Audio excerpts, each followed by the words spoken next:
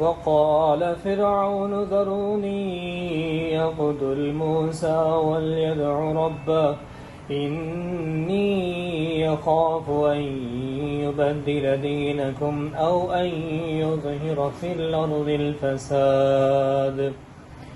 وقال موسى إني عذت بربي وربكم من كل متكبر لا يؤمن بيوم الحساب. وقال رجل مؤمن من آل فرعون يكتم إيمانه أتقتلون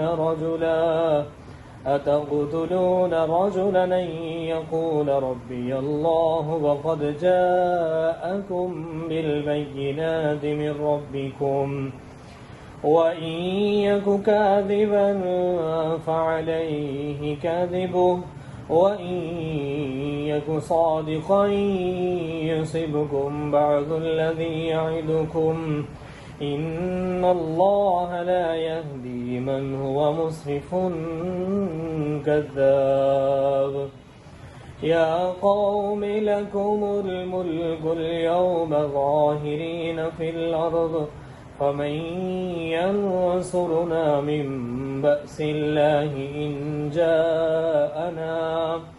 قال فرعون ما أريكم إلا ما أرى وما أهديكم إلا سبيل الرشاد.